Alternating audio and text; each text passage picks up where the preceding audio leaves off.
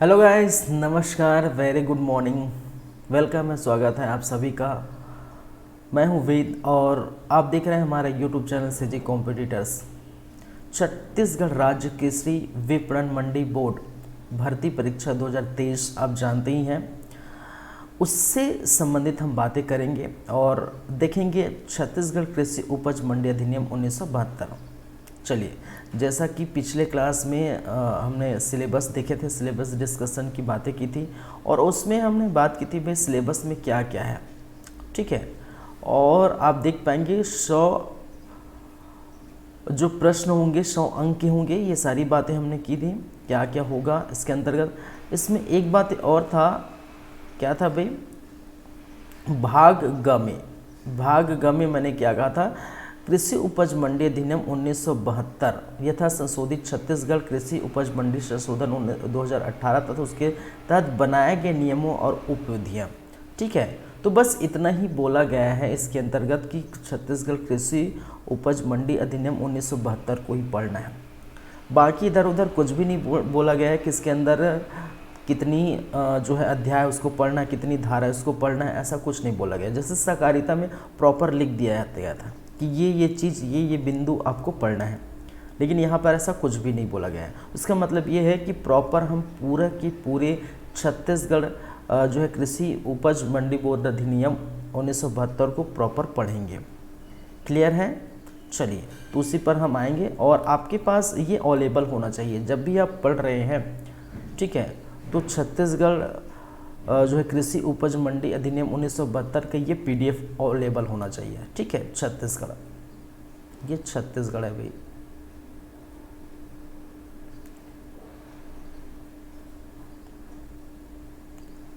चलिए, ये अवेलेबल होना चाहिए, आपके पास रहना चाहिए। हम पढ़ेंगे प्रॉपर, धीरे धीरे सबको हम देखेंगे, जो है सभी अध्याय सभी धाराओं पर चढ़ेंगे और सबकी बात करेंगे। लेकिन अभी फ़िलहाल चलते हैं थोड़ा इंट्रोडक्शन पार्ट में, स्टार्ट करते हैं क्लास को। चलिए, सबसे फर्स्ट हम देख लेते हैं, थोड़ा परिचय की बातें कर लेंगे, परिचय देख लेंगे इसकी। हम क्या पढ़ने जा रहे हैं भाई, छत्तीसगढ़, पूरा लिख देता हूँ,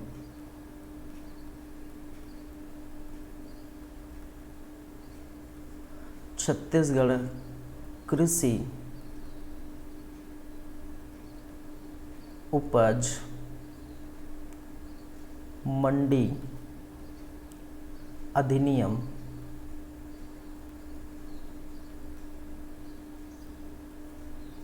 1972।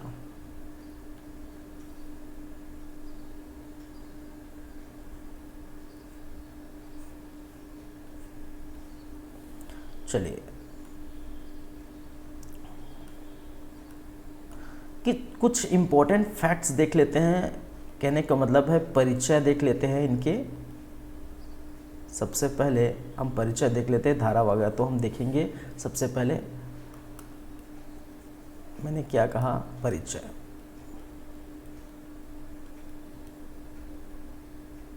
धारा वगैरह तो हम देखते रहेंगे। चलिए, समझिए पहले। तो देखिए, सबसे पहले आपको समझना पड़ेगा छत्तीसगढ़ कृषि उपज मंडी अधिनियम 1972 ये है क्या चीज़। ठीक है, ये है क्या चीज़, फिर अधिनियम क्या लाया, कितनी धाराएं हैं, कितने अध्याय हैं, क्या क्या चीज़ पढ़ना है, सारी बातें हम करेंगे। लेकिन सबसे पहले समझना है आपको ये है क्या चीज़, ये लाया क्यों गया। ठीक है, तो देखिए यहाँ पर आपको साफ साफ दिखाई दे रहा होगा, लिखा गया है,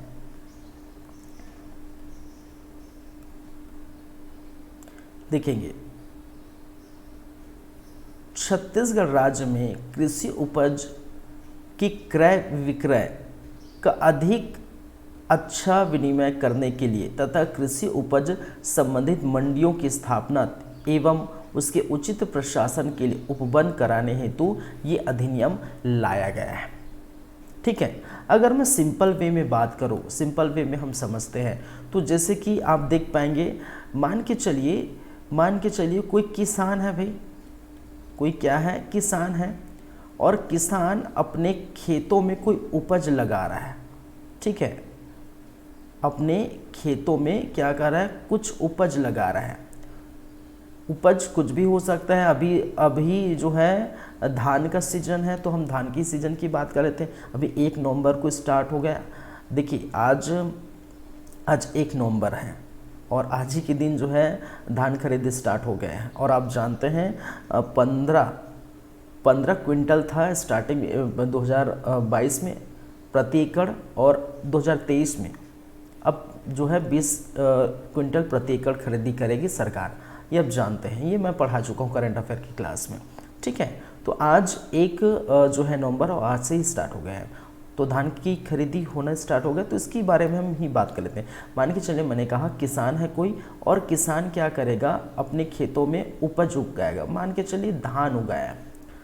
अब भाई धान उगाएगा तो जाहिर सी बात है खाने के लिए जो उनके पास रहेगा प्रॉपर वो रख लेंगे। उसके बाद जितने भी एक्स्ट्रा चीज़ है उसको तो बेचेंगे ही।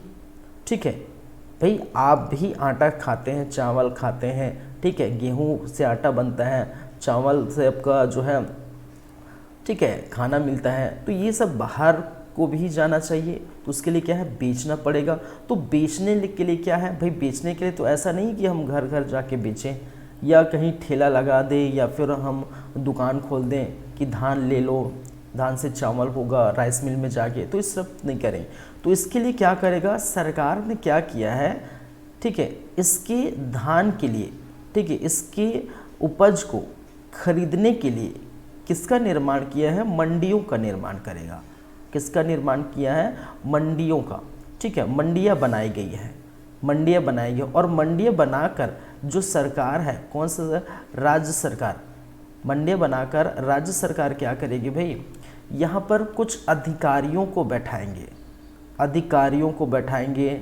ठीक है, यहाँ पर व्यापारियों को बैठाएंगे, व्यापारी होंगे, अधिकारी होंगे। ठीक है, तो इस प्रकार के अधिकारी व्यापारी जो इस मंडी को रेगुलेट करने के लिए, विनियमित करने के लिए, रेगुलेट करने के लिए बैठा जाएंगे। और जब किसान अपने धान को बेचेंगे, ठीक है, किसान अपने धान को बेचेंगे इस मंडी में, तो उनको एक प्लेटफॉर्म मिल जाएगा।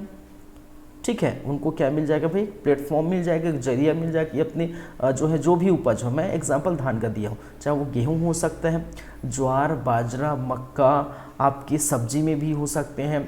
ठीक है, जो भी सब्जी मंडी में आप सब्जी आता है उस टाइप की सब्जी, ठीक है, तो वो कुछ भी हो सकता है, आलू है, टमाटर है, गोभी है, प्याज है, कुछ भी हो सकता है। ठीक है, अब मंडी में ऐसे बेचते हैं। तो अधिकारी बैठाएंगे, व्यापारी बैठाएंगे, और राज्य सरकार, ठीक है, राज्य सरकार, छत्तीसगढ़ राज्य सरकार ये उपज को खरीदेंगे एक उचित भाव पर, उचित भाव पर। ठीक है, ऐसा नहीं कि यहाँ पर व्यापारी या अधिकारी जो बोल देंगे भाई हम आपके सामान को या हम आपकी उपज को इतने में ही खरीदेंगे या इससे ज़्यादा नहीं देंगे, ऐसा नहीं है। सरकार एक डिसाइड करती है कि देखिए ग्रेड होता है, देखिए चावल का ग्रेड होता है, ए ग्रेड, बी ग्रेड, उस प्रकार से ग्रेड तय किया जाता है, और उसके हिसाब से इस ग्रेड के जो है सामान को या उपज को हम इस इतने पैसे में खरीदेंगे। सरकार तो पहले से डिसाइड कर देते हैं, तो कोई दिक्कत नहीं। जाके क्या करेगा, जो है किसान अपने उपज को मंडी में बेचेगा, रेगुलेट करेगा। कौन रेगुलेट करेगा, यहाँ के अधिकारी, यहाँ के व्यापारी, यहाँ के जो है राज्य सरकार। ठीक है, सभी चीज़ों को क्या करता है, रेगुलेट करता है, देखता है, और खरीदी बिक्री कराता है। क्या खरीदी बिक्री, कहने का मतलब क्रय विक्रय, क्या कराता है, खरीदी बिक्री, खरीदी बिक्री। ठीक है, कहने का मतलब है किसान से खरीदेगा और ये बाहर बेचेगा, तभी तो जो हमें आटा मिलता है बाहर, तभी तो हमें चावल मिलता है बाहर। ठीक है, क्यों, क्योंकि बिक्री भी कराएगा, खरीदी भी सरकार। तो इसी सभी को रेगुलेट करने के लिए कि भाई किसान को प्रॉपर जो है उनको फ़ायदा हो, शोषण ना हो किसी भी प्रकार के। नहीं तो ऐसे जाके आप कहीं दुकान में या कहीं व्यापारी या कहीं बेचते हैं, अगर बीच में बिचौलिया आ जाता है, बीच में दलाल आ जाता है, तो पैसे वैसे खा देते हैं और बोलते हैं कि आपके उपज को इतने ही मिलेंगे। ठीक है, तो मजबूरन आपको बेचना पड़ जाएगा, लेकिन मंडी में जो भाव निर्धारित की जाती है वहीं पर बेचे जाते हैं। तो ये सबको रेगुलेट करने के लिए, सबको जो है प्रॉपर स्थापित कर, मंडी को स्थापित करने, रेगुलेट करने, ठीक, खरीदी बिक्री करने आदि के लिए क्या बनाया गया है। ठीक है भाई, इसके लिए एक नियम कानून बनाए जाएंगे, जाहिर सी बात है सबके लिए नियम कानून रहता है। ठीक है। तो सबके लिए जो है नियम कानून बनाएंगे, तो वही नियम कानून जो लिखा है प्रॉपर, तो किस में लिखा है, छत्तीसगढ़ कृषि उपज मंडी अधिनियम 1972 में लिखा गया कि ये होगा। ठीक है, तो नियम कानून है एक तरह से, ठीक है, जो आपको किसानों से संबंधित, मंडियों से संबंधित, अधिकारियों, व्यक्तियों, राज्य सरकार से संबंधित पूरी जानकारी यहाँ प्राप्त होगी। चलिए, ये कहलाता है आपका छत्तीसगढ़ कृषि उपज मंडी अधिनियम 1972। ठीक है, जैसे कि यहाँ पर देख सकते हैं। ठीक है, छत्तीसगढ़, इसको एक बार पुनः पढ़ लेता हूँ। छत्तीसगढ़ राज्य में कृषि उपज कुछ भी हो सकता है, जैसे कि मैंने अभी कहा दाल, चावल, जो है गेहूँ, मक्का, ज्वार, बाजरा, आलू, भाटा, ठीक है, जो भी हो सकता है, उसके क्रय विक्रय का अधिक अच्छा विनिमय करना, रेगुलेट करना, ठीक, उसको देख रेख करने के लिए तथा कृषि उपज जो है संबंधित जो मंडियाँ होंगी, ठीक है, अत्यधिक से अधिक मंडियाँ स्थापित करने और उसमें उचित प्रशासन के लिए उपबंध करने हेतु जो अधिनियम है, उसी अधिनियम को हम बोलते हैं छत्तीसगढ़ कृषि उपज मंडी अधिनियम 1972। क्लियर है? देखिए, स्टार्टिंग का फर्स्ट सेकंड जो क्लास होगा वो आपको प्रॉपर समझना पड़े, क्योंकि यही आधार होगा आपका। पहला दूसरा जो क्लास होगा वही आधार होगा, क्योंकि इसमें बहुत सारी चीज़ आपको देखने को मिलेगी। तो जब पहला दूसरा क्लास समझ आएंगे तो उधर आपको प्रॉपर जो है अच्छे से समझ आएगा। चलिए, क्योंकि ये इंट्रोडक्शन पार्ट है,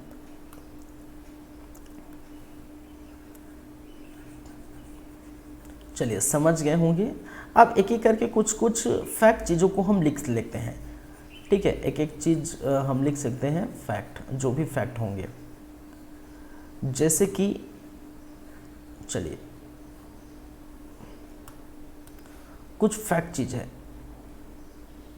इंपॉर्टेंट फैक्ट। यह अधिनियम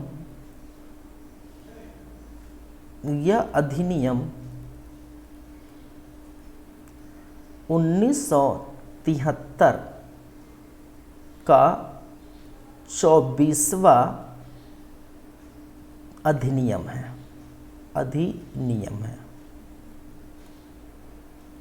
ठीक है, एक एक चीज़ को मैं यहाँ समझाऊंगा।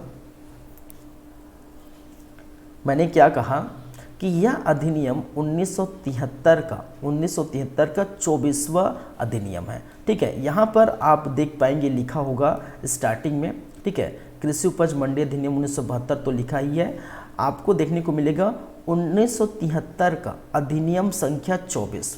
ठीक है, तो एक्ट नंबर 24 ऑफ 1973, इसका मतलब क्या है, 1973 में जो अधिनियम लाए गए हैं उनमें से कौन सा नंबर का है भी, 24वें नंबर का है। शुरू से देखेंगे, एक एक चीज़ देखेंगे, 24वें नंबर का है, याद रखेंगे। चलिए, ये सबको एक साथ एक जगह हम लिखेंगे, पहली बात है। दूसरी बात है, देखिए, अब ये अधिनियम जो राष्ट्रपति का अनुमति प्राप्त हुआ है 18 अप्रैल सन 1973 और राजपत्र में प्रकाशित हुआ है, राजपत्र में प्रकाशित हुआ है 27 अप्रैल सन 1973। ठीक है, अब बोलेंगे सर ये आप 73 क्यों लिख रहे हैं? ठीक है, आप बोलेंगे सर ये 73 क्यों लिख रहे हैं? क्योंकि छत्तीसगढ़ कृषि उपज मंडी अधिनियम 1972 तो लिखा है, लेकिन हम 73 क्यों लिख रहे हैं? तो देखिए, जब भी कोई जो है एक्ट बनता है, समझिएगा बातों को, जब भी कोई एक्ट बनता है या जो कानून बनते हैं, ठीक है, तो उसके पहले एक बिल होता है, बिल। ठीक है, एक बिल लाया जाता है और बिल के बाद ही क्या बनता है, वो एक्ट बनता है। ठीक है, और बिल जो है वो देखिए, संसद के दोनों सदनों, संसद के दो सदन होते हैं, एक होता है लोकसभा और दूसरा होता है भाई राज्यसभा। ठीक है, एक होता है आपका लोकसभा और दूसरा होता है राज्यसभा। तो कोई बिल आएगा, ठीक है, कोई क्या होगा, बिल आएगा और बिल में बहस होगी, ठीक है, बहुत सारी बातें होगी। संसद की जो है एक सदन लोकसभा में पास होगा और पास होगा, फिर वो दूसरे सदन में जाएगा और यहाँ भी यदि पास हो जाता है तो तीसरा काम होता है राष्ट्रपति का साइन होगा, राष्ट्रपति का सिग्नेचर होगा, राष्ट्रपति अपना अनुमोदन कर देंगे कि भाई हाँ आपने जो बिल लाया है लोकसभा में पारित हो गया, राज्यसभा में पारित हो गया, अब मैं क्या करूँगा, साइन कर दूंगा। तो राष्ट्रपति क्या करेगा, साइन कर देगा और साइन करके, ठीक है, साइन करने के बाद ये जो बिल होता है, इस बिल पर साइन करने के बाद वो बन जाता है कानून। क्या बन जाता है, कानून बन जाता है, एक्ट बन जाता है। तो जिस समय बिल लाया गया था, तो उस समय था 1972 के नाम से बिल लाया गया था कि भाई हम छत्तीसगढ़ कृषि उपज मंडी अधिनियम 1900। देखिए ये छत्तीसगढ़ का बिल नहीं है, ये एक्चुअली छत्तीसगढ़ का बिल नहीं है, ये है एक्चुअली मध्य प्रदेश। क्योंकि छत्तीसगढ़ भाई 2000 कब आया, छत्तीसगढ़ अस्तित्व में कब आया, हम छत्तीसगढ़ की हालांकि बात कर रहे हैं लेकिन कब आया अस्तित्व में, ठीक है। आज स्थापना दिवस है, मैं 1 तारीख को क्लास ले रहा हूँ, आज एक स्थापना दिवस है 1 नवंबर, आज 2023 है, 2000 को आया है। कब आया है, 2000 को। छत्तीसगढ़ की स्थापना 1 नवंबर सन 2000 को हुआ है और मध्य प्रदेश हमारे क्या है, मातृ राज्य है। और ये कानून जो हुआ था, देखिए स्टार्टिंग में मैं बता दूं और अच्छे से, कानून पारित किया गया था कहाँ पर, संसद में, ठीक है। एक चीज़ और अच्छे से मैं थोड़ा और क्लेरिफाई कर दूं, ठीक है, कानून पारित किया था संसद ने और संसद ने कहा था, ठीक है, एक्ट जो है कानून पारित किया था कौन सा, 1972 वाला, 1972, ठीक है, कौन सा 1972, कृषि उपज मंडी अधिनियम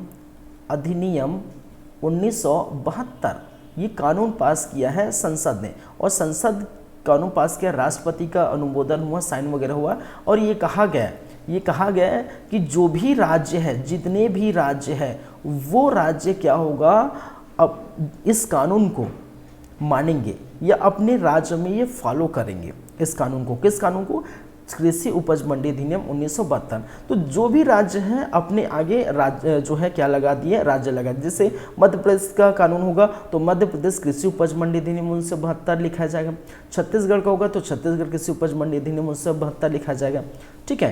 तो देखिए ये क्या हुआ, जो है मध्य प्रदेश के जो है विधानमंडल में क्या किया गया था, मध्य प्रदेश के विधानमंडल में इसको पारित किया गया था और जब मध्य प्रदेश के विधानमंडल में पारित किया तो जो चीज़ मध्य प्रदेश में है वो जब छत्तीसगढ़ अलग हुआ तो छत्तीसगढ़ में भी वही चीज़ पारित हो गया। तो भाई 1972 में तो हम अस्तित्व में आए नहीं थे, कहने वाला छत्तीसगढ़ अस्तित्व में आया ही नहीं था।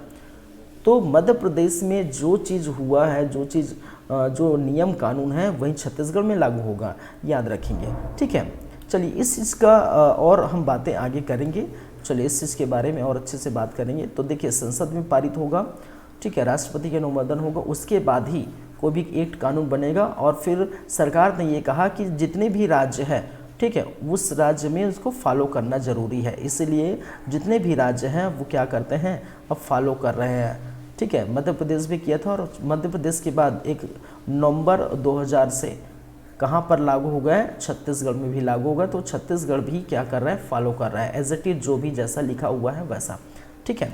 चलिए तो ये चीज़ जो है फैक्ट चीज़ें याद रखें। राजपत्र में प्रकाशित 27 अप्रैल 1973 को और राष्ट्रपति का जो है अनुमति हुई थी 18 अप्रैल 1973 को। चलिए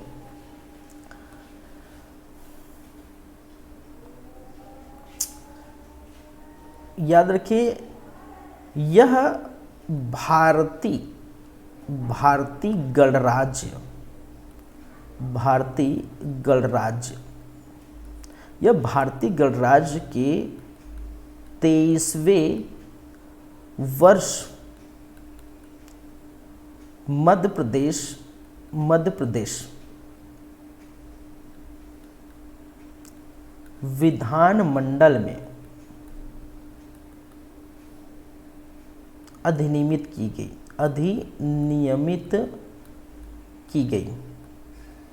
गई। अब जैसे कि मैंने कहा था कि संसद ने कानून बनाया और कहा कि ये जो अधिनियम है 1972 वाला, कृषि उपज मंडी अधिनियम 1972, ये सभी राज्यों को फॉलो करना है, एज इट इज जैसा है वैसा।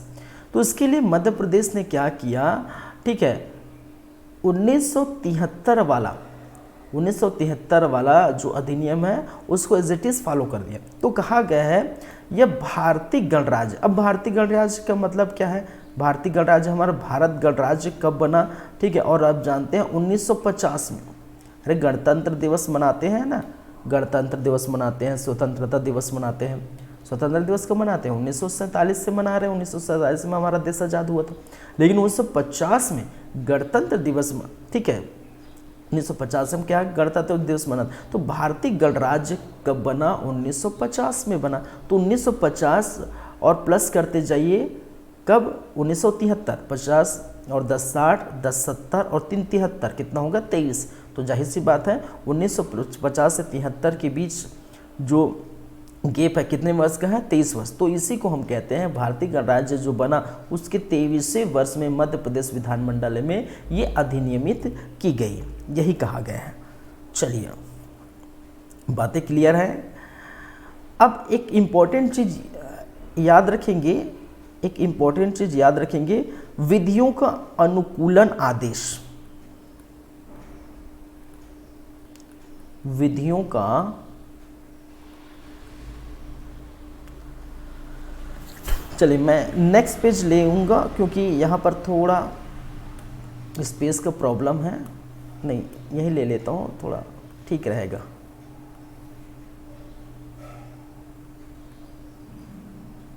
विधियों का अनुकूलन आदेश। चलिए मैं थोड़ा लिख देता हूँ क्या क्या चीज़ है इसमें। विधियों का अनुकूलन आदेश 16 दिसंबर, फिर बातें करेंगे क्या चीज़ है। 2000 को आदेश जारी हुआ, आदेश जारी हुआ, ठीक है, और 20 दिसंबर सन 2000 राजपत्र में प्रकाशित, राजपत्र में प्रकाशित, ठीक है। ये आपको दिखाई दे रहा होगा भाई, ये देख लीजिए, ठीक है। विधियों का अनुकूलन आदेश, ये दोनों पॉइंट याद रखेंगे। छत्तीसगढ़ में, और आप जानते हैं 1 नवंबर 2000 से, ठीक है, छत्तीसगढ़ में लागू, छत्तीसगढ़ में लागू। पहले लिख लेता हूं फिर हम बातें करेंगे ये है क्या चीज़।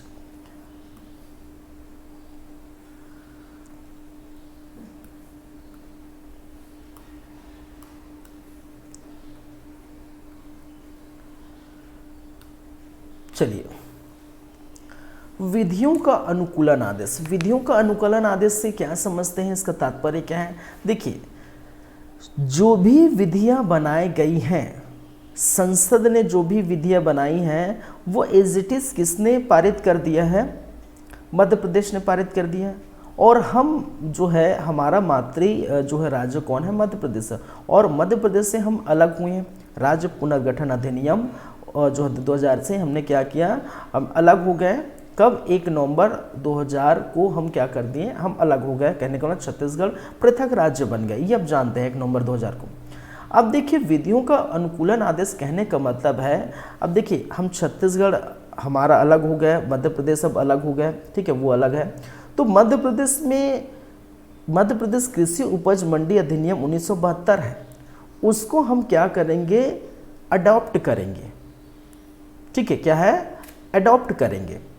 इसी को हम कहते हैं। अब जब अडॉप्ट करेंगे तो क्या होगा, जहाँ पर मध्य प्रदेश कृषि उपज मंडी अधिनियम 1972 है और जहाँ पर मध्य प्रदेश लिखा होगा उसको हटा करके वहाँ पर हम क्या कर देंगे, छत्तीसगढ़ डाल देंगे। तो जैसे मध्य प्रदेश कृषि उपज मंडी अधिनियम 1972 लिखा होगा, उसको हम क्या कर देंगे, छत्तीसगढ़ कृषि उपज मंडी अधिनियम 1972 लिख देंगे।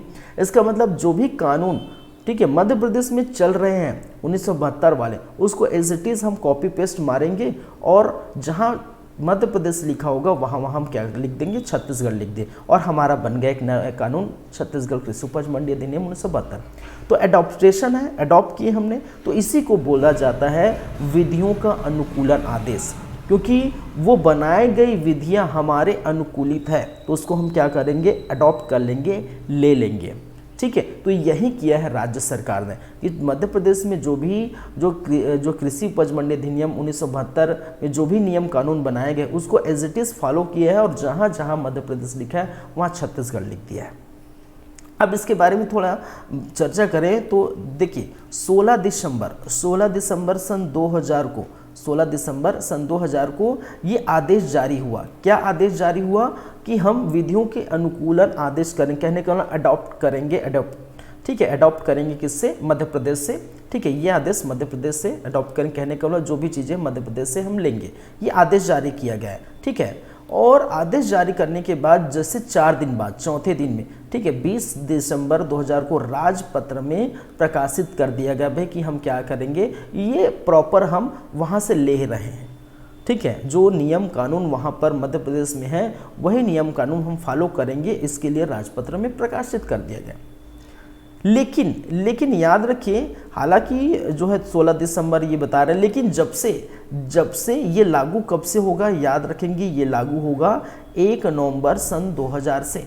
ठीक है, कहने का मतलब है जब से हमारा जो है छत्तीसगढ़ राज्य बना है उसी दिन से ये प्रॉपर लागू होगा। छत्तीसगढ़ कृषि उपज मंडी अधिनियम 1972 प्रॉपर 1 नवंबर से लागू होगा। हालांकि 16 दिसंबर हम बोल रहे हैं, 20 दिसंबर बोल रहे हैं, ठीक है, इस दिन किया है, लेकिन उस 1 नवंबर से छत्तीसगढ़ में लागू होगा, ये याद रखिए। यदि आपसे पूछा जाता है कि छत्तीसगढ़ कृषि उपज मंडी अधिनियम 1972 छत्तीसगढ़ में कब लागू हुआ, तो आपको बताना है 1 नवंबर 2000 को, लेकिन 16 दिसंबर 2000 को आदेश जारी किया गया है, राजपत्र में 20 दिसंबर 2000 को राजपत्र में प्रकाशित किया गया है। बस इतनी बात है, क्लियर है।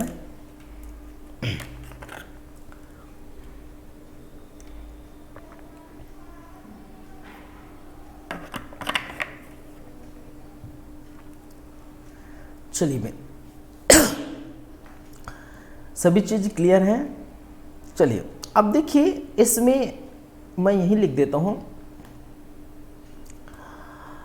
आगे हम लिख देते हैं इसको भाई। यहाँ पर यदि देखिए इस अधिनियम में अध्याय कितनी है, अध्यायों की संख्या कितनी है, तो अध्याय कितनी है भाई, 14 अध्याय है। ठीक है, और इसमें धाराएं कितनी हैं, अध्यायों के अंदर धाराएं कितनी हैं, धाराएं कितनी है, तो धाराएं हैं 82, कितने हैं भाई, 82, 82 धारा, 14 अध्याय और धाराओं की संख्या कितनी है, 82, 82। तो देखिए मैं स्टार्टिंग में ही कहा था कि यहाँ पर कुछ लिखा नहीं है। ठीक है, 33 अंकों के 33 प्रश्न होंगे मंडी कृषि उपज मंडी अधिनियम 1972 के, लेकिन यहाँ लिखा नहीं है कि 14 अध्याय है और जो है 82 धारा है, उनमें से क्या क्या चीज़ पढ़ना है, कौन सा अध्याय पढ़ना है, कौन सा स्किप करना है, कौन सा नहीं पढ़ना, ये सारी बातें कुछ भी नहीं लिखा हुआ है। तो उसका मतलब हम समझ सकते हैं कि लगभग हमें सभी चीज़ पढ़ना होगा। कहाँ से क्वेश्चंस आ जाए कोई अता पता नहीं, क्योंकि बस इतना ही लिख दिया गया है। ठीक है, तो आप समझ सकते हैं ये सारी बातें। चलिए अब इसको थोड़ा पढ़ लेते हैं, जो चीज़ यहाँ पर लिखा होगा। देखिए मैं उस चीज़ को यहाँ प्रॉपर एक जगह स्थायी रूप से एक पेज में लिख दिया हूँ, क्योंकि वहाँ जो लिखा होगा, इधर उधर जो भी लिखा होगा, तो इसको मैं एक पेज में लिख दिया हूँ। हालांकि सभी चीज़ लिखा हुआ है, ऐसा नहीं। देखिए इसको प्रॉपर आप पढ़िए, जो है छत्तीसगढ़ कृषि उपज मंडी 1972, ठीक है, 73 का अधिनियम संख्या 24 मैंने बताया था। चलिए अब यहाँ पर लिखा हुआ है प्रॉपर कि राष्ट्रपति की अनुमति 18 अप्रैल 1973 को प्राप्त हुई। ठीक है, छत्तीसगढ़ राजपत्र में। ठीक है, 27 अप्रैल 1973 प्रथम बार जो प्रकाशित हुई, ये अलग से लिख दिया, छत्तीसगढ़ राजपत्र लिख दिया, जहाँ पर मध्य प्रदेश लिखा हुआ छत्तीसगढ़ लिख दिया है। ठीक है, ये चीज़ याद रखें। चलिए तो देखिए 27 अप्रैल को प्रकाशित कहाँ हुई, आपके जो राजपत्र में प्रकाशित हुई। हालांकि छत्तीसगढ़ के राजपत्र में नहीं हुआ था, चलिए, क्योंकि ये मध्य प्रदेश का हिस्सा था। चलिए, तो 27 अप्रैल 1973 को राजपत्र में, 18 अप्रैल 1973 को राष्ट्रपति के अनुमोदन। और ये क्या है, ये हम जानते हैं, पढ़ चुके हैं। और मैंने कहा था भारत गणराज्य के 23वें वर्ष, ठीक है, ये चीज़ भी मैंने बताया था। 23वें वर्ष भारत गणराज्य के 23वें वर्ष छत्तीसगढ़ विधान मंडल द्वारा निम्नलिखित में से अधिनियमित किया गया, ठीक है। विधियों का अनुकूलन आदेश इसी को कहा जाता है कि जो का त्यों चीज़ मध्य प्रदेश में है उसको छत्तीसगढ़ में लाकर मध्य प्रदेश के स्थान पर छत्तीसगढ़ लिख दिया जाएगा, ठीक है। तो यह नवंबर की प्रथम दिन कहने का मतलब है 1 नवंबर, ठीक है, 1 नवंबर 2000 को ये लागू किया जाएगा, ठीक है, प्रथम दिवस को। चलिए, यही चीज़ लिखा होगा, जहाँ मध्य प्रदेश लिखा है वहाँ हम क्या कर देंगे, छत्तीसगढ़ लिख देंगे और वो हमारा कानून बन जाएगा, ठीक है। चलिए, ये सारी चीज़ें लिखी हुई हैं, वही चीज़ है जो मैंने बताया है, एक पेज में समझाया है, ठीक है। चलिए, तो ये थोड़ा इंट्रोडक्शन पार्ट था, थोड़ा हम इंट्रोडक्शन पार्ट को देखे हैं। अब बात करेंगे यहाँ पर, देखिए यहाँ पर अध्याय है और जो है क्या है, धाराएं हैं। इसको हम थोड़ा डिटेल में चलते हैं। डिटेल में कहने का मतलब है वो 14 अध्याय कौन कौन से हैं, ठीक है। जस्ट 1 मिनट वेट करें।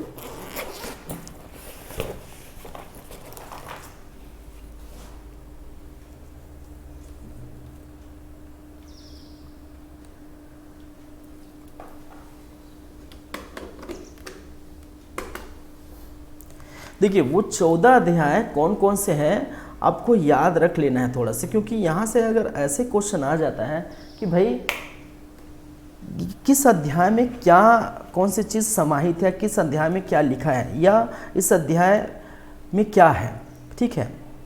कहने का मतलब जैसे अध्याय फर्स्ट है, प्रारंभिक है, ठीक है, और उसके अंदर क्या क्या चीज़ है, धारा कितनी है, ये तो हम जानते ही हैं। चलिए स्टार्ट करते हैं। जैसे कि मैंने क्या कहा, अध्यायों की संख्या कितनी है, 14। चलिए देख लेते हैं, पहले प्रॉपर लिख लेता हूं, फिर हम बातें कर लेंगे।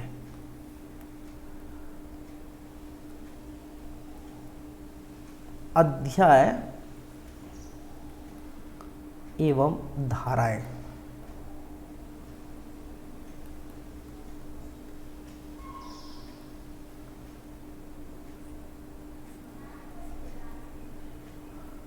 चलिए,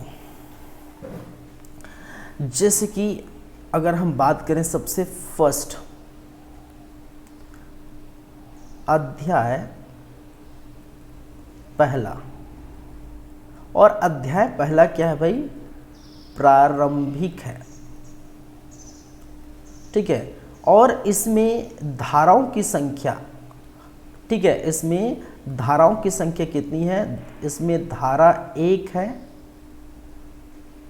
एंड धारा 2 है। इसमें 2 धारा है, धारा 1 और धारा 2 है, ठीक है। चलिए, और अब जानते हैं हमेशा की तरह, देखिए जैसे कि मैं सहकारिता की क्लास भी लिया हूँ, उसके पहले और भी अधिनियम के बहुत सारे जो है क्लास भी मैंने लिए हैं, ठीक है। तो इसमें हम हमेशा देखे हैं कि जो भी पहला धारा होता है और दूसरा धारा होता है, हम जानते हैं पहले से ही डिसाइड रहता है, ठीक है। धारा नंबर फर्स्ट क्या बोलता है कि जो है वो कहाँ पर लागू हुआ है, लागू होने की तिथि, ठीक है। जैसे संपूर्ण छत्तीसगढ़ में होता है, संपूर्ण छत्तीसगढ़ में, ठीक है, प्रारंभिक की तिथि, ठीक है, कहाँ पर लागू हुआ वो तिथि, ठीक है। तो ये जो है प्रारंभिक लागू हुआ, ठीक है, सभी तिथि को हम यहाँ पर पढ़ते हैं कि लागू कहाँ हुआ, कब हुआ और ये किसके लिए है, ठीक है। चलिए, इसका प्रॉपर नाम क्या है, जैसे छत्तीसगढ़ राज्य कृषि उपज मंडी अधिनियम इसका नाम है, तो संक्षिप्त नाम होगा। लागू होने की तिथि और कहाँ कहाँ पर इसका विस्तार है, यही हमेशा पहले धारा में रहता है। दूसरे धारा में हमेशा की तरह यहाँ भी आपको देखने को मिलेगा परिभाषाएं, ठीक है, परिभाषाएं जो छत्तीसगढ़ कृषि उपज मंडी अधिनियम 1972 के अंतर्गत जो भी चीज़ें यहाँ बात होगी, ठीक है। जो वर्ड यहाँ पर देखने को मिलेगा वो सारी वर्ड एक जगह परिभाषा में परिभाषित किया गया जाएगा। जैसे कि हम देखेंगे, आगे पढ़ेंगे, ठीक है, कि कृषक का परिभाषा क्या है, परिवार का परिभाषा क्या है, ठीक है, मंडी है, ठीक है, उनके अधिकारियों की परिभाषा, कलेक्टर की परिभाषा, बहुत सारे परिभाषा है जो हम देखेंगे। जो इस अधिनियम में यूज़ होगा वो सारी परिभाषा एक जगह दी गई है, ठीक है। तो यहाँ पर जो है बहुत सारी परिभाषा देखेंगे, तो ये ध्यान रखें। तो आपको ये प्रॉपर याद होना चाहिए कि अध्याय फर्स्ट क्या है। जैसे अध्याय फर्स्ट प्रारंभिक है, उसमें कितने धारा इंक्लूड है, ठीक है। कम से कम ये अध्याय 1 2 3 4 करके 14 अध्याय आपको कम से कम एक लाइन में याद तो होनी चाहिए, किस अध्याय के अंदर क्या है और उसमें कितने धारा है। इसके अंदर जो धारा की बातें होगी वो हम बाद में पढ़ेंगे, लेकिन ये याद होना चाहिए आपको कम से कम। चलिए, जैसे कि इसको पहले लिख लेते हैं, फिर अलग से अब फिर समझेंगे। दूसरे नंबर पर बात करते हैं अध्याय 2। अध्याय 2 मंडियों की स्थापना। अध्याय 2 में क्या है भाई, मंडियों की स्थापना। थोड़ी स्पेस दे देता हूं।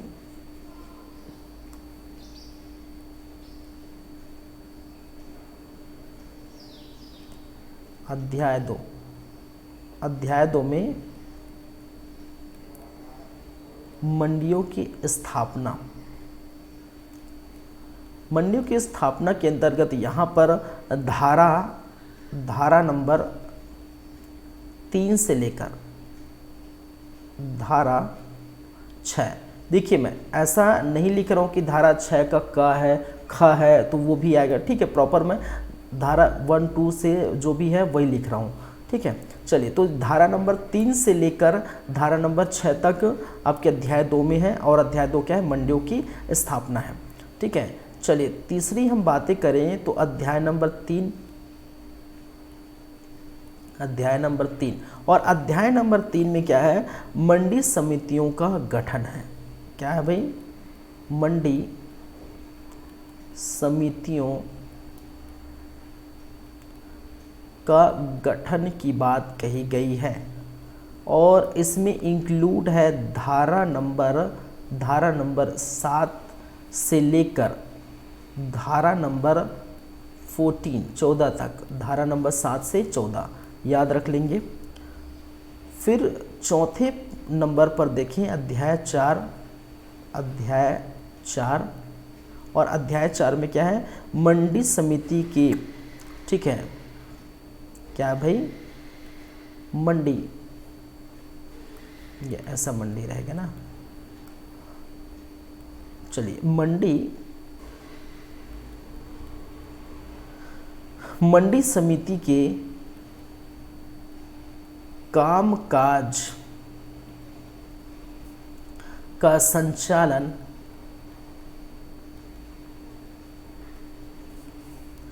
और उसकी शक्तियों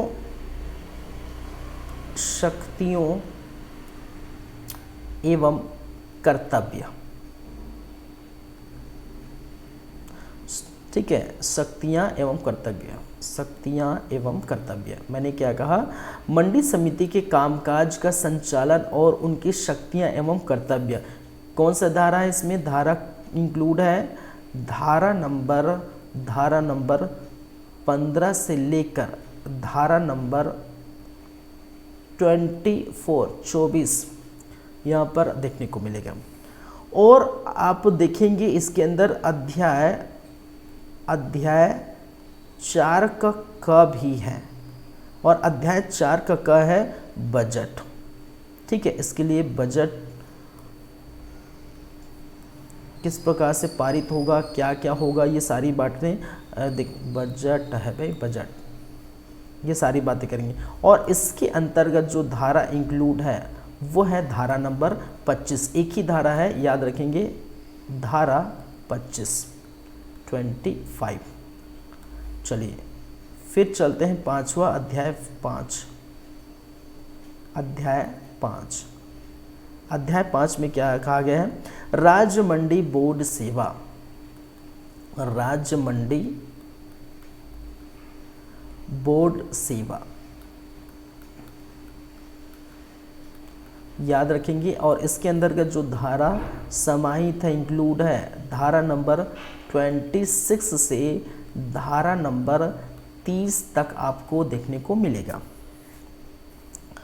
ठीक है, छठा हम यहीं पर लिख देते हैं भाई, स्पेस है तो अध्याय नंबर 6, अध्याय 6, अध्याय 6 व्यापार का विनियमन। क्या है? व्यापार का विनियमन।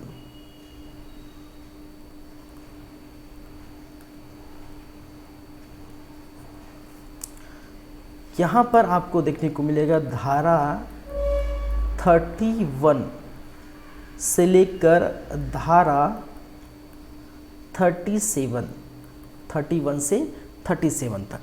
चलिए 6 हो गए, 6 के बाद चलते हैं 7वें नंबर पर, अध्याय 7, अध्याय 7। और इसमें जो बातें होंगी वो क्या है भाई? मंडी समिति निधि। ठीक है, मंडी समिति निधि। और इसमें जो धाराओं की संख्या होगी वो धारा नंबर 38 एंड धारा नंबर 39, 38 या 39, 2 धारा यहाँ पर रहेंगे। फिर बात करते हैं 8वें नंबर पर, तो 8वां अध्याय, अध्याय 8, छत्तीसगढ़ राज्य कृषि जो विपणन बोर्ड। याद रखेंगे, छत्तीसगढ़ राज्य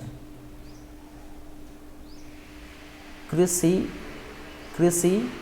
विपणन बोर्ड भाई, विपणन बोर्ड, छत्तीसगढ़ राज्य कृषि विपणन बोर्ड, ये बात करेंगे। धारा नंबर 40 यहाँ पर देखने को मिलेगा आपको, धारा 40 से लेकर धारा 47, धारा 47।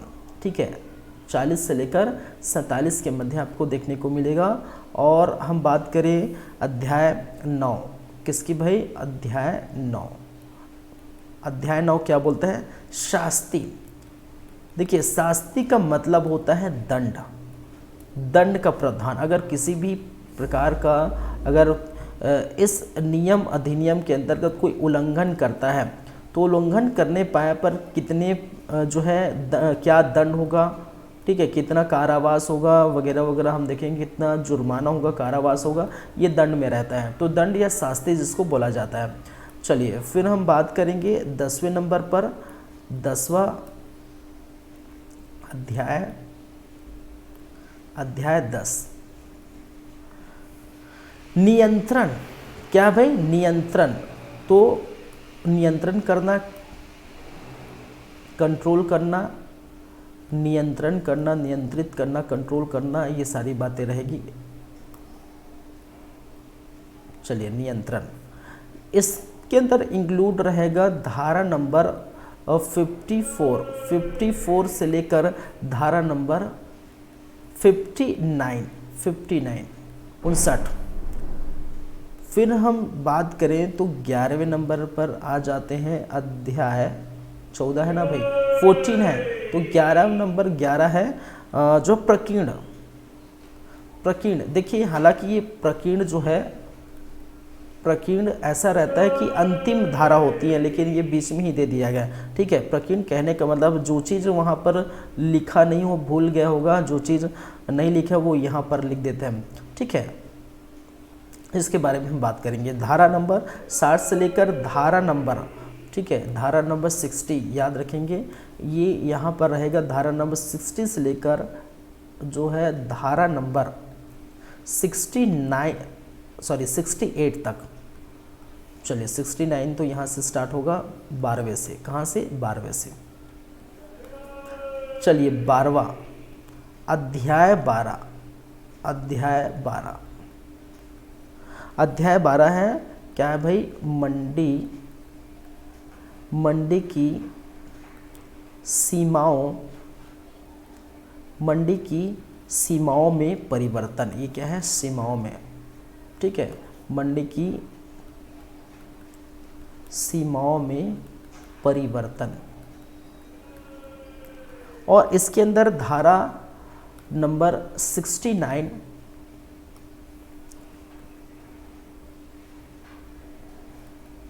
धारा नंबर 69 से लेकर धारा नंबर कितने हैं 78, 69 से लेकर 78 तक यहाँ पर देखने को मिलेगा।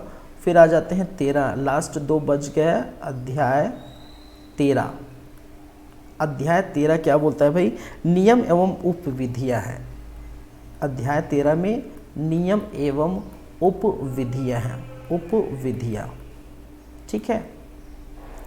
चलिए, इसमें आपको देखने को मिलेगा धारा नंबर 679, याद रखें 79, 79 से लेकर धारा नंबर जो है 81 का। चलिए, फिर अंतिम में, सबसे अंतिम में अध्याय 14, कौन सा है, अध्याय 14 अंतिम में, अध्याय 14, और ये रहेगा निरसन एवं व्यावृज्जिया, और ये रहेगा आपके धारा नंबर 82। इसमें इंक्लूड रहेगा सिर्फ और सिर्फ एक धारा, और वो है सबसे अंतिम धारा 82। क्लियर है बातें?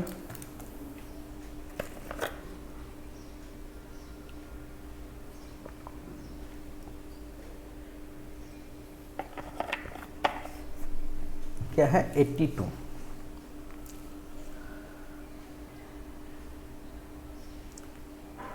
चलिए, तो ये देख लीजिए मैंने क्या कहा। अध्याय देखिए, आपको याद रखना पड़ेगा कि कितने अध्याय तो आपको याद रखने हैं 14, और धारा कितनी है 82, तो ये तो आपको याद रखना है। लेकिन आपको ये भी याद रखना है कि किस अध्याय का क्या नाम है, कम से कम ये तो याद होना चाहिए, ठीक है। और उसके अंतर्गत, ठीक है, कितनी धारा है, कितने धारा मतलब किस धारा से लेकर कितने धारा है, ठीक है।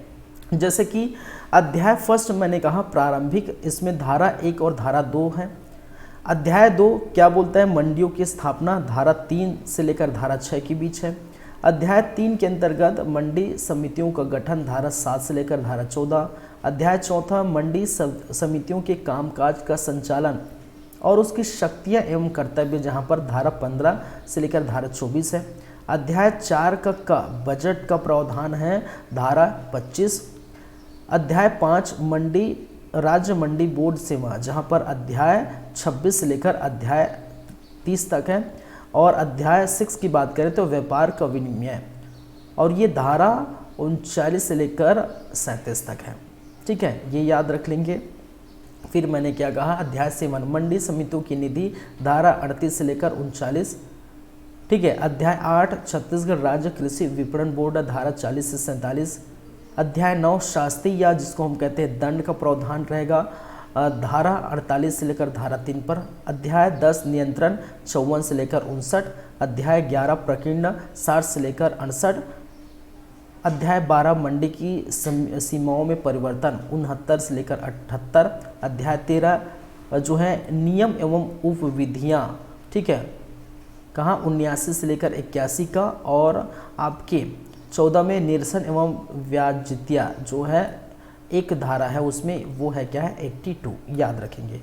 तो देखिए, हम सारी चीज़ अभी इंट्रोडक्शन वाली सारी चीज़ पार्ट पढ़ चुके हैं कि कृषि उपज मंडी अधिनियम जो है कब लागू हुआ, कब बना, राष्ट्रपति का अनुमोदन क्या है, छत्तीसगढ़ में कब लागू हुई, ये सारी बातें देखिए। जो मैं रेड लाइन में रेड मार्क कर रहा हूँ, किया हूँ, वो आपको याद रखना पड़ेगा, ठीक है, आपको याद रखना पड़ेगा ये सारी बातें, ये इम्पोर्टेंट फैक्टर है, इसको याद रखना है। क्लियर है यहाँ तक? चलिए, अब थोड़ा बातें कर लेते हैं। देखिए, ये सभी धाराओं को, ये सभी अध्याय और धाराओं को हम क्या है एक एक करके हम पढ़ेंगे। जो भी क्लास में, जितने भी क्लास में होगा, आई थिंक ये 20, 22, 25 क्लास में हो जाना चाहिए। 20 से 25 क्लास, 20 क्लास ऑलमोस्ट हम बोल सकते हैं 20 क्लास में ये हो जाएगा। आपका। आज हम अभी देखेंगे, स्टार्ट करेंगे कुछ, आज थोड़ा से इंट्रोडक्स कर लेते हैं प्रारंभिक की, ठीक है। अध्याय 1 के स्टार्ट करते हैं, उसकी बातें करते हैं, इसमें धारा 1 और धारा 2 को थोड़ा देख लेते हैं, ठीक है। चलिए फिर आगे हम कल की क्लास में पढ़ेंगे। चलिए सबसे फर्स्ट स्टार्ट करते हैं धारा नंबर, देखिए अध्याय फर्स्ट स्टार्ट करते हैं, और अध्याय फर्स्ट क्या बोल रहा है, प्रारंभिक है। क्या है, क्या बोल रहा है भाई, प्रारंभिक।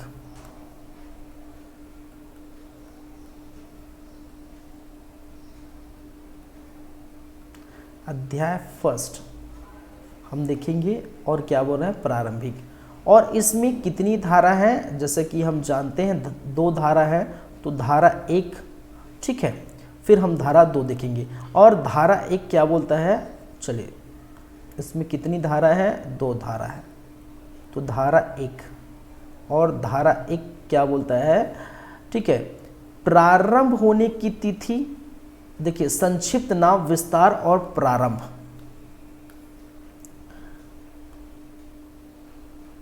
संक्षिप्त नाम, विस्तार एवं प्रारंभ की तिथि, ये क्या है, धारा नंबर फर्स्ट है। धारा नंबर फर्स्ट हमेशा की तरह संक्षिप्त नाम, विस्तार और प्रारंभ की तिथि। तो संक्षिप्त नाम क्या है भाई, ये अब जानते हैं किसकी हम बातें कर रहे हैं। संक्षिप्त नाम क्या है, छत्तीसगढ़ कृषि उपज मंडी अधिनियम 1973 नहीं 72, ठीक है। छत्तीसगढ़ कृषि उपज मंडी अधिनियम 1972 क्या है, ठीक है, क्या है भाई, ये संक्षिप्त नाम है, याद रखेंगे, क्या है, संक्षिप्त नाम है। और यदि हम विस्तार की बात करें तो विस्तार कहाँ होगा, संपूर्ण छत्तीसगढ़ में, संपूर्ण छत्तीसगढ़ में विस्तार है इसका, विस्तार, ठीक है, कहाँ पर रहेगा, संपूर्ण छत्तीसगढ़ में इसका विस्तार रहेगा, याद रखेंगे। फिर यदि हम बात करते हैं प्रारंभ की तिथि, तो प्रारंभ कब हुआ था भाई, प्रारंभ कब माना जाएगा, ठीक है, वो माना जाएगा 1 नवंबर सन 2000 से। प्रारंभ करने की जो तिथि होगी वो क्या होगी, 1 नवंबर सन 2000 से ये माना जाएगा, ये आप जानते ही हैं। प्रारंभ की तिथि, विस्तार और संक्षिप्त नाम, ठीक है। और ये चीज़ यहाँ पर लिखा भी हुआ है, यह अधिनियम छत्तीसगढ़ कृषि उपज मंडी 1972 के नाम से जाना जाएगा, ये पहला पॉइंट। दूसरा पॉइंट, ये पूरा छत्तीसगढ़ में जो है इसका विस्तार होगा, और यह जिस दिनांक से प्रयुक्त होगा उसे राज्य सरकार अधिसूचना द्वारा नियत करेगी। कहने का मतलब है 1 नवंबर 2000 से, ठीक है। देखिए लिखा होगा, लिखा है कि जो है नवंबर के पहले जो है फर्स्ट वीक, ऐसा कुछ लिखा है। देखिए यहाँ पर मैंने क्या कहा, यहाँ पर किस दिन से प्रारंभ होगी, ठीक है। ये देखिए यह नवंबर 2000 के प्रथम दिन, क्या है, फर्स्ट वीक नहीं, प्रथम दिन को संपूर्ण छत्तीसगढ़ राज्य में प्रवेश होगा। तो प्रथम दिन क्या होगा भाई, अरे 1 ही तारीख होगा ना, पहला दिन हमेशा 1 ही तारीख होगा, तो 1 ही तारीख को, तो यही है। चलिए, तो धारा फर्स्ट क्या बोलता है, संक्षिप्त नाम, विस्तार और प्रारंभ की तिथि। तो संक्षिप्त नाम क्या है, छत्तीसगढ़ कृषि उपज मंडी अधिनियम 1972, विस्तार संपूर्ण छत्तीसगढ़ में विस्तार, इसका विस्तार है। और प्रारंभ कब हुआ, तो प्रारंभ 1 नवंबर 2000 को हुआ, ये याद रख लेंगे, ठीक है। 1 नवंबर 2000 को हुआ, ये याद रख लेंगे, ठीक है।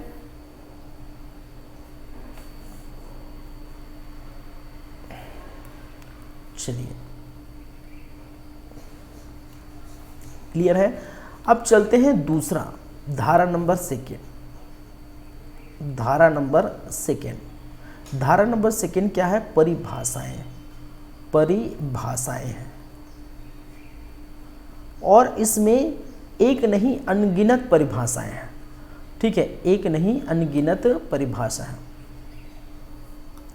और जो यूज होगा परिभाषाएं, ठीक है, और उसकी बातें हम करेंगे। और इसको प्रॉपर हम कहाँ देखेंगे, हम यहाँ पर देखेंगे एक एक परिभाषा। चलिए ये हो गया। दूसरा क्या बोलता है, परिभाषाएं, और परिभाषाएं में जो है धारा दूसरा परिभाषा, किसकी किसकी परिभाषा है एक नज़र डाल लेते हैं, ठीक है। अब मतलब ये समझ लें कि आपका धारा यहाँ से स्टार्ट होता है, मेन जो है आपका जो है धारा है यहाँ से स्टार्ट होता है। चलिए अब अच्छे से समझिए, पढ़िए, देखिए क्या क्या चीज़ है।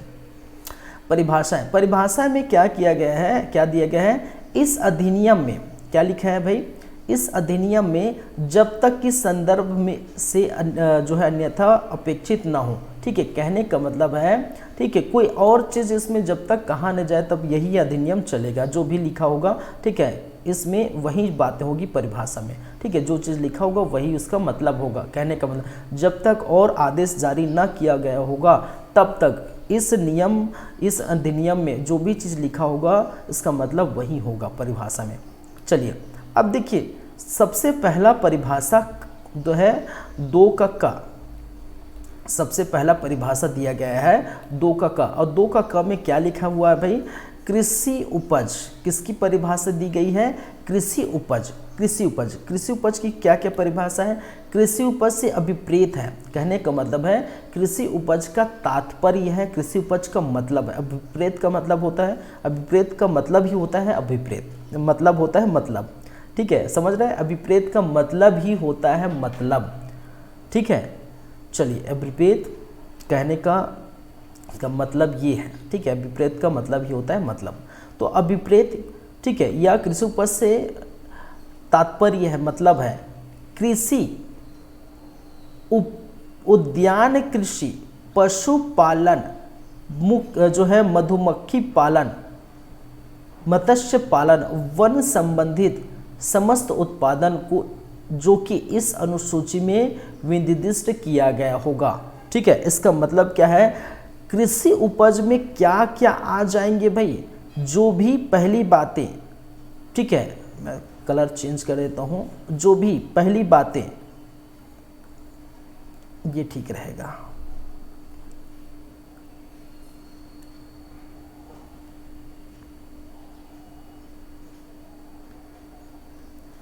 एक मिनट वेट करिए।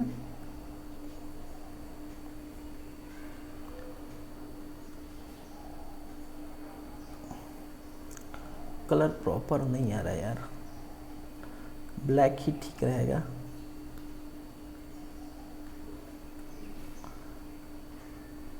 चलिए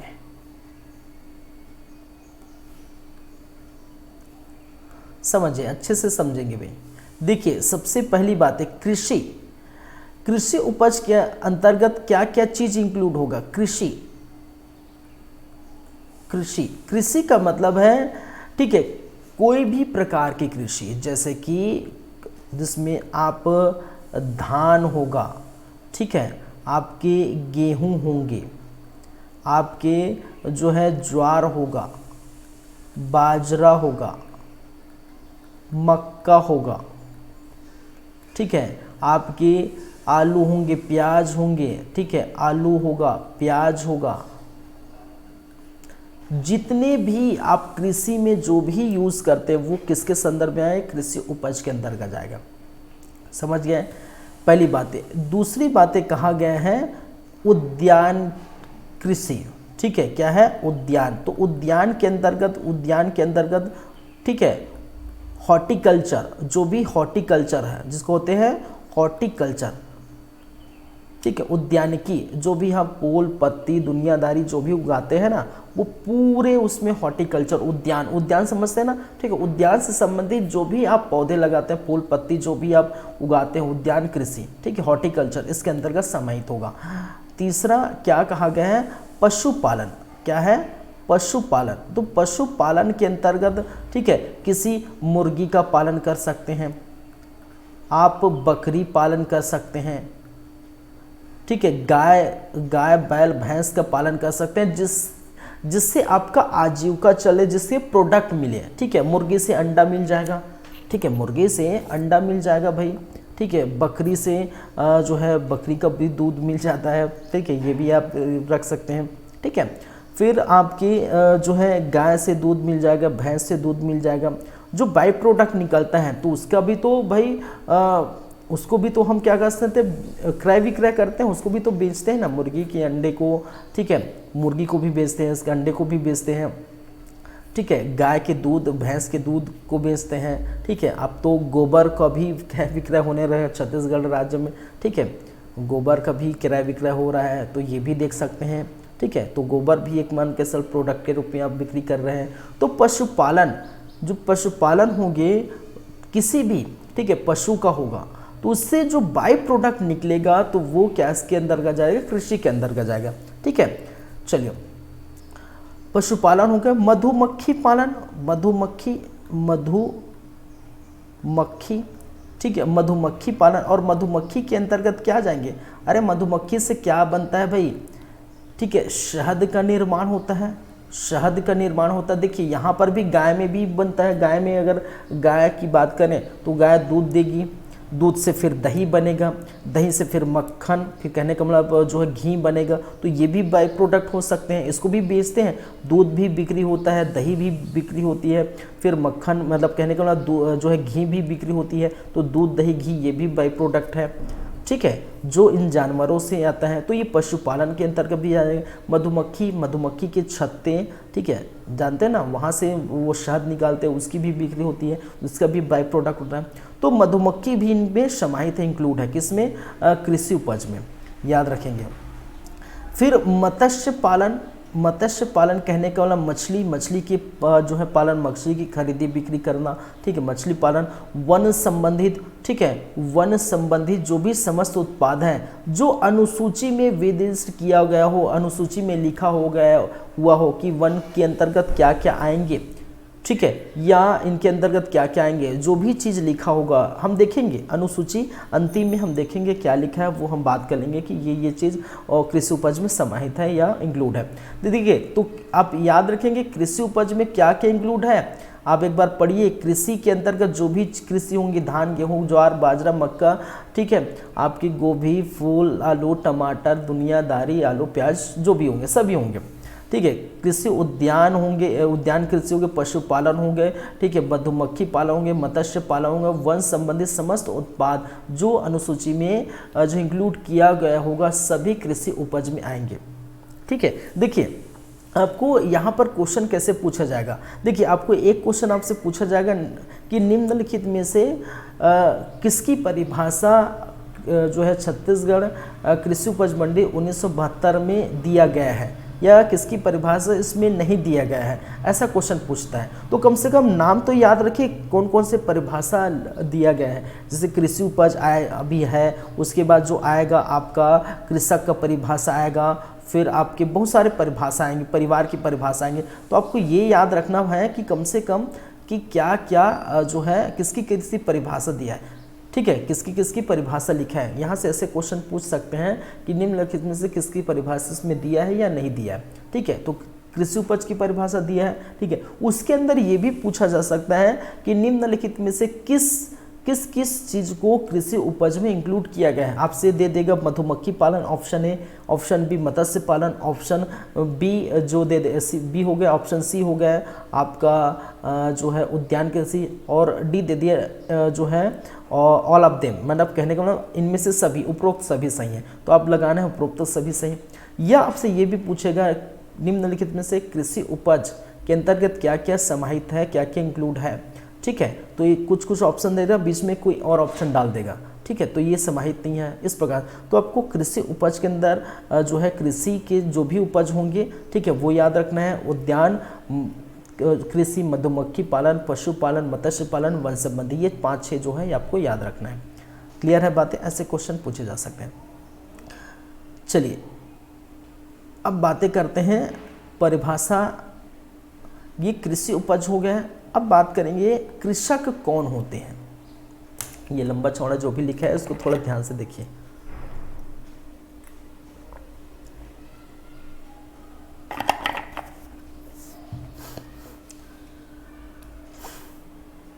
अब देखिए कृषक, कृषक की परिभाषा लिखी हुई है और मैं थोड़ा से पढ़ लेता हूँ क्या क्या लिखा हुआ है।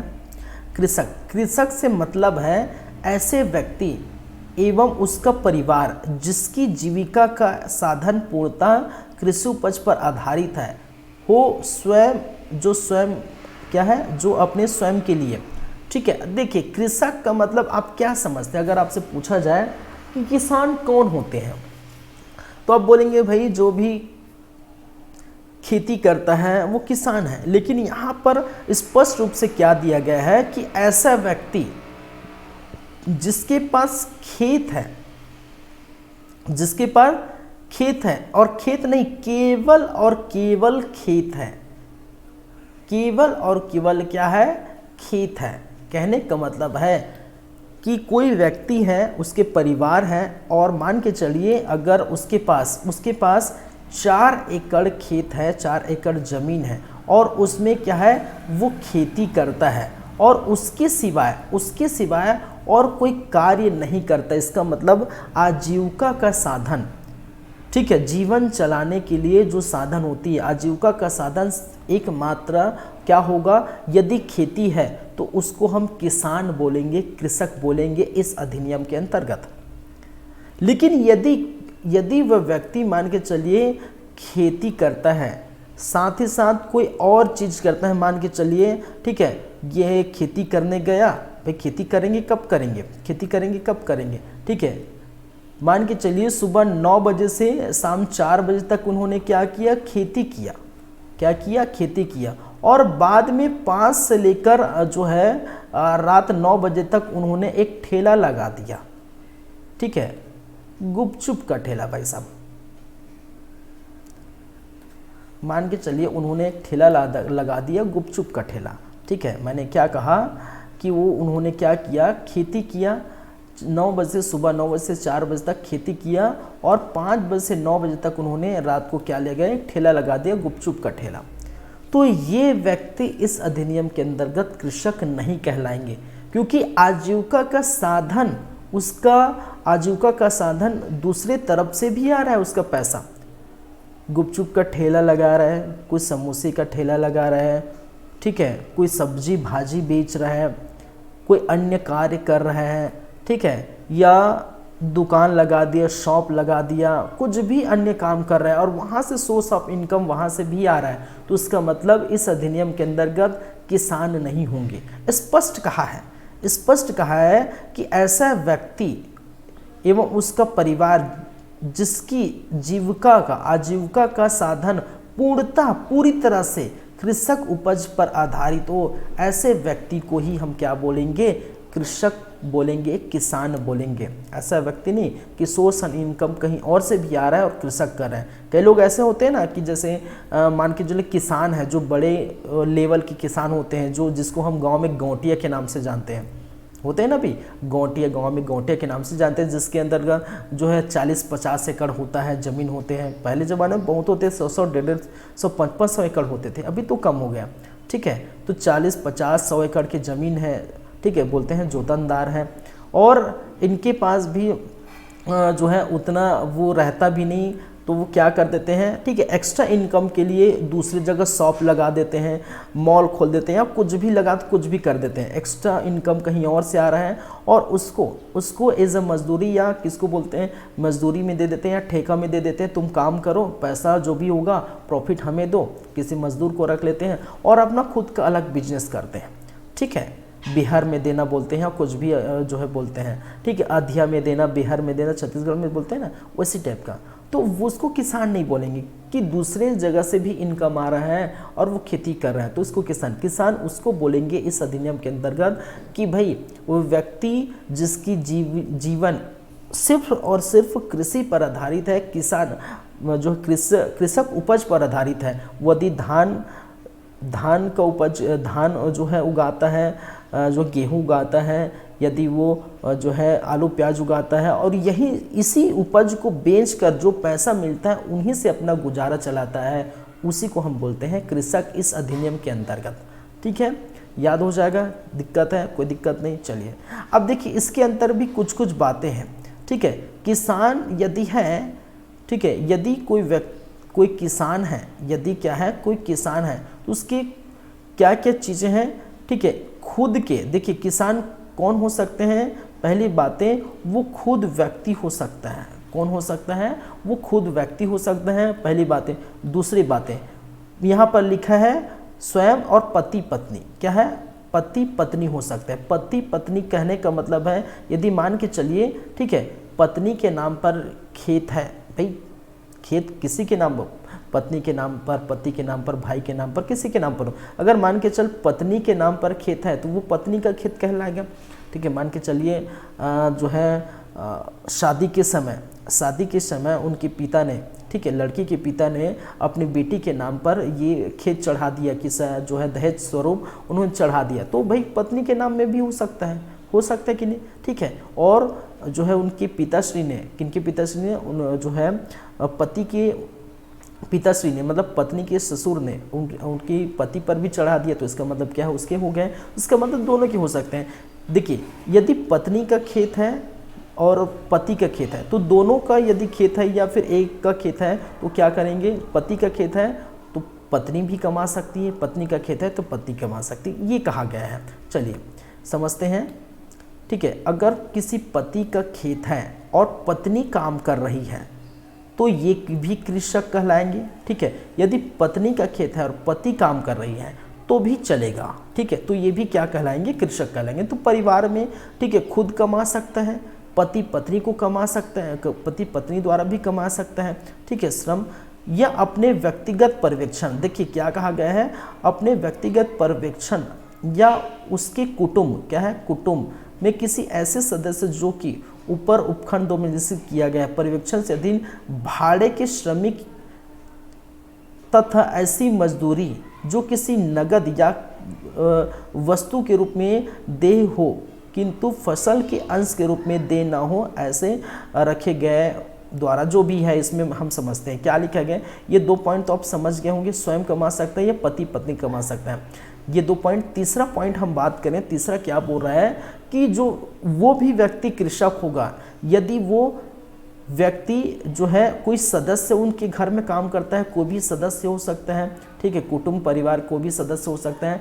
और चौथी बात ये बोलता है कि अगर वो भाड़े में दिया होगा, मान के चलिए भाड़े में दिया होगा या मजदूरी, ठीक है, मजदूरी या भाड़े में, हम देखते हैं चढ़ा देते हैं मजदूरी में, भाड़े में, कि भाई तुम्हारा ये ठेका है, तुम करो किसान, और जो है हम उसको भाड़े में देते हैं, ऐसे करके चढ़ा देते हैं, और उसके बदले में जो मजदूर काम करते हैं उसके बदले में उसको पैसा देते हैं या फिर कोई वस्तु दे देते हैं, ठीक है।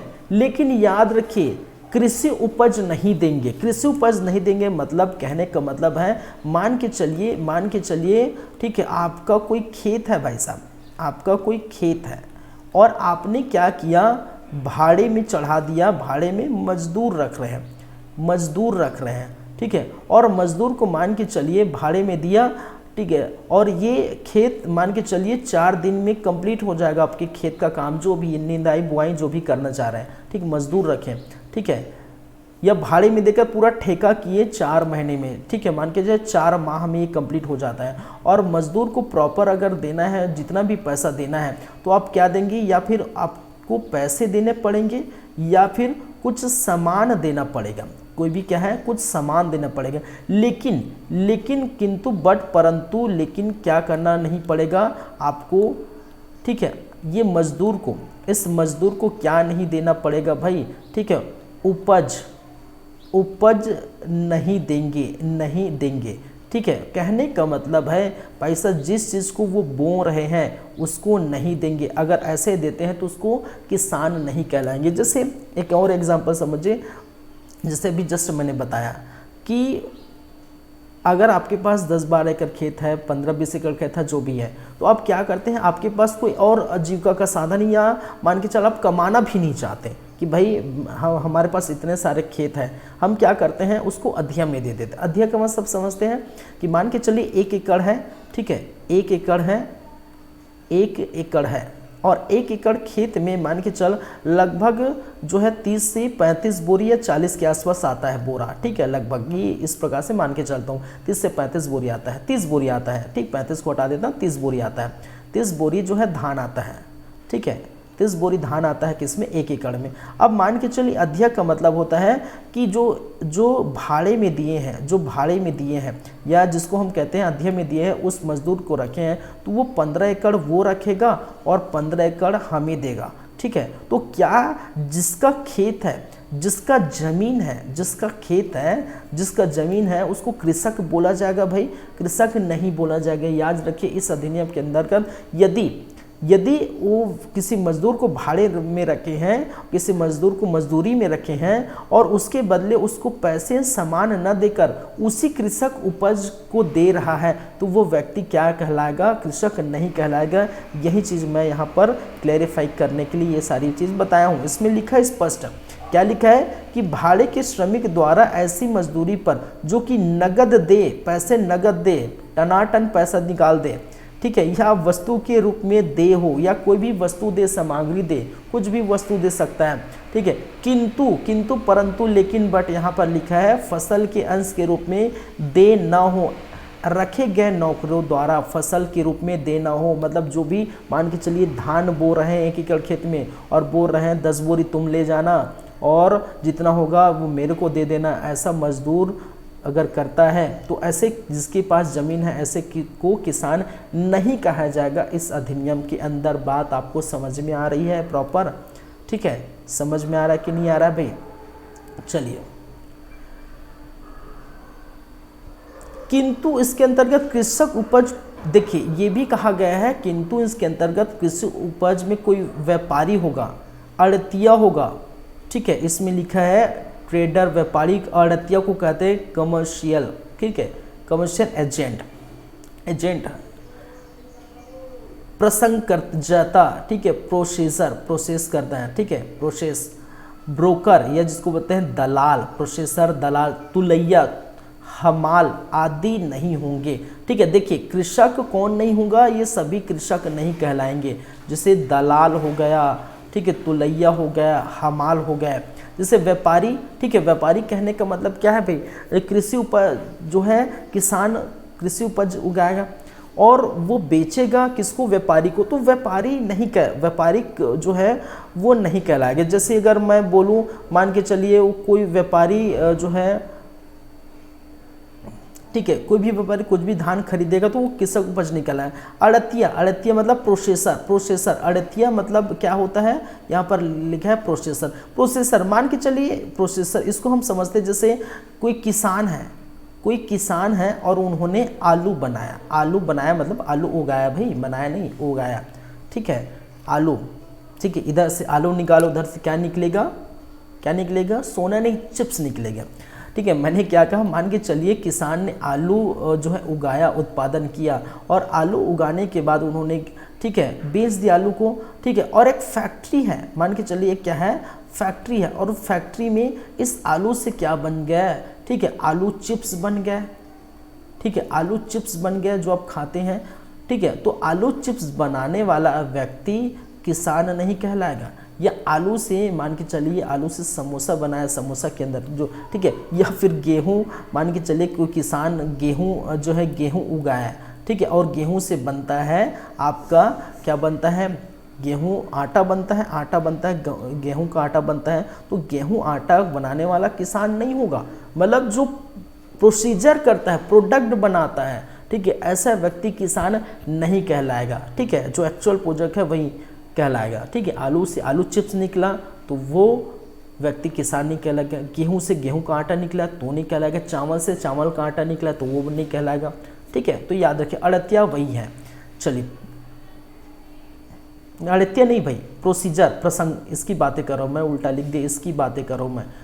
प्रसंस्कर्तक कर्जा जो भी लिखा होगा, क्या लिखा है? प्रोसीजर, ठीक है, प्रोसेसर जिसको बोलते हैं प्रोसेसर। ये गलत, हालांकि मैं इसको एरो कर दिया, ये है, ठीक है, ये है, ठीक है, इसके बारे में कर रहा हूँ मैं, ठीक है, इसके बारे में कर रहा हूँ, ठीक है। अड़तिया मतलब एक प्रकार का एजेंट होता है, कमीशन लेता है, एजेंट होता है, कमीशन लेता है। इसकी बातें और हम करेंगे, सबकी बातें, ठीक है। किसान और जो व्यापारी, उनके बीच एक व्यक्ति आएगा जो कमीशन खाएगा, और कमीशन खा के जो है किसान की उपज को मंडी में बिकवाएगा, और अपना कमीशन खाएगा, इसको बोलते हैं अड़तिया। तो ये जो कमीशन खाने वाला किसान नहीं होगा। दलाल जो है उसी प्रकार के आ जाते हैं, दलाली करते हैं, तो ये भी नहीं कहलाएगा। तुलैया, तुलैया का मतलब है तौलना। तुलैया का मतलब क्या है भाई? अरे किलो बाँट भाई, तुलैया का मतलब क्या है? किलो बाँट में तौलना। और जब किलो बाँट की बात आती है, किलो बाँट में क्या करना है? तौलना है। तुलैया का मतलब है, या देखिए तुलैया का मतलब है किलो बाँट में तौलना। जब आपकी जो है कृषि उपज धान है, गेहूँ, चावल जो भी है, अगर आप मंडी में जाएंगे और मंडी में जाके तौलेंगे, तो तौलने वाला वो व्यक्ति जो तुलैया कहलाता है वो कृषक नहीं कहलाएगा। फिर आता है, ठीक है, हमाल। तौलैया हो गया या हमाल।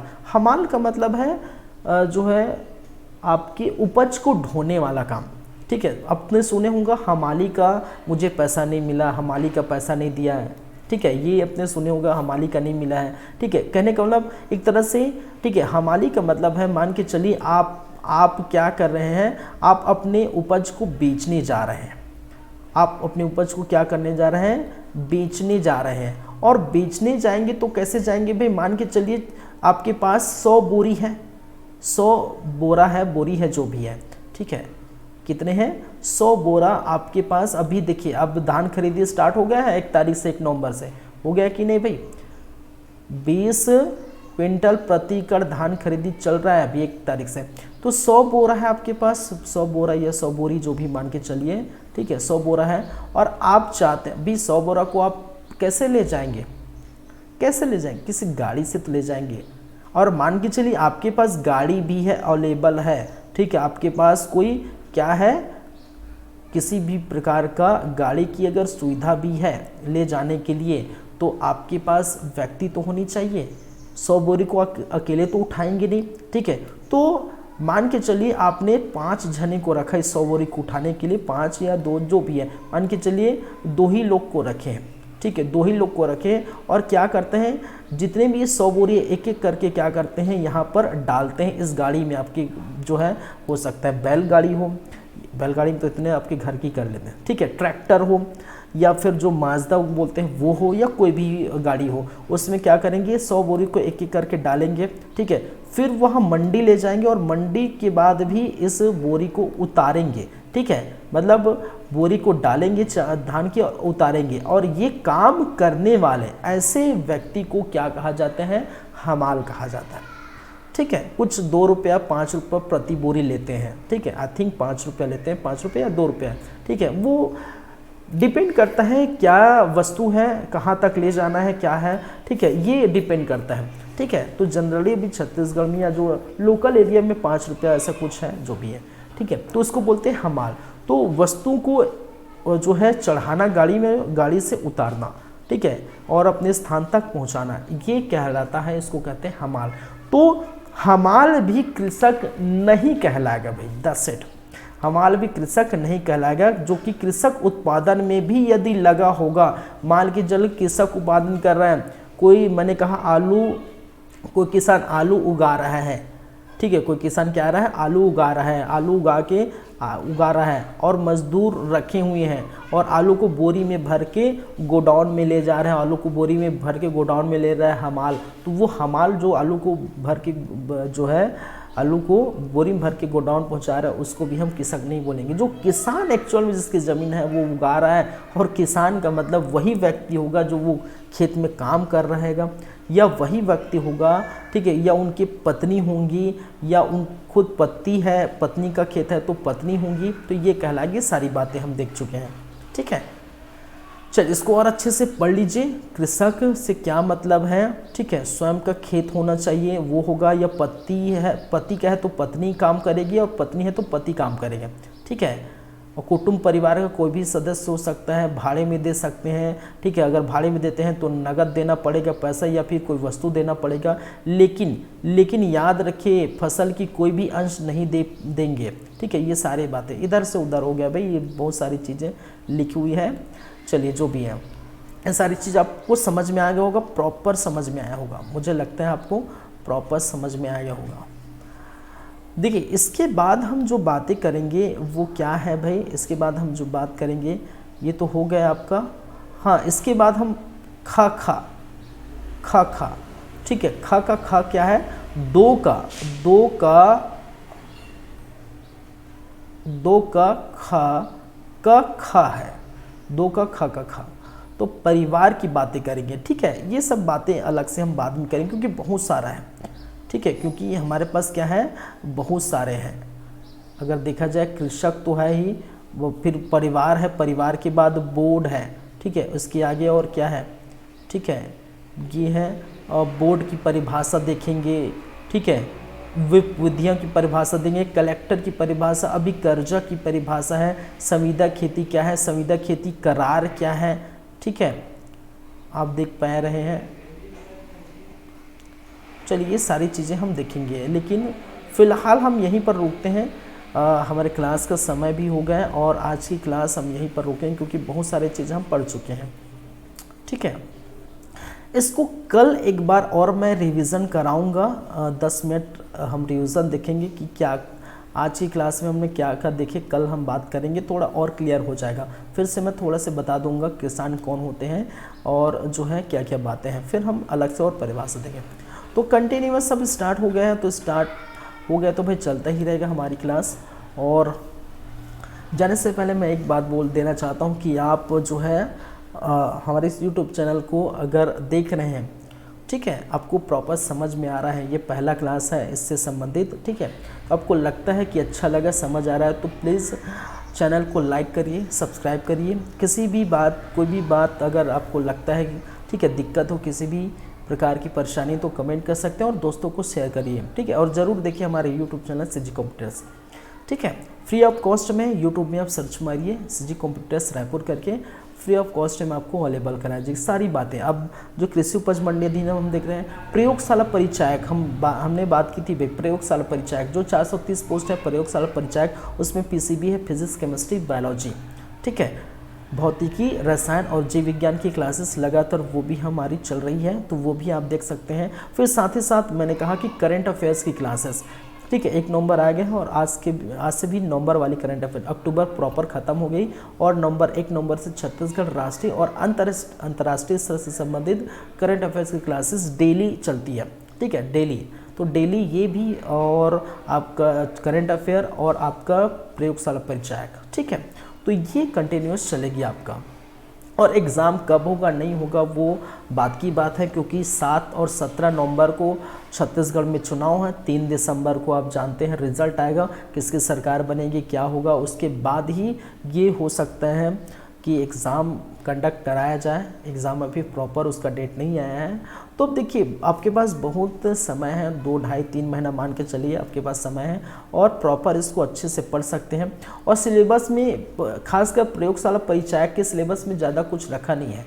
आपकी पीसीबी है, फिजिक्स केमिस्ट्री बायोलॉजी और छत्तीसगढ़ के संबंधित सामान्य ज्ञान, ठीक है, राष्ट्रीय स्तर के सामान्य ज्ञान या वो जो है जो भारत की जीके नहीं है, लगभग न के बराबर 5-10% है, न के बराबर है, ठीक है। और आपका जो है जैसे कि मैं बता रहा हूँ छत्तीसगढ़ राष्ट्रीय अंतर्राष्ट्रीय स्तर से संबंधित करेंट अफेयर्स है, ठीक है। बस इतना ही चीज़ें, 2 ही 3 चीज़ पढ़ना है, ठीक है।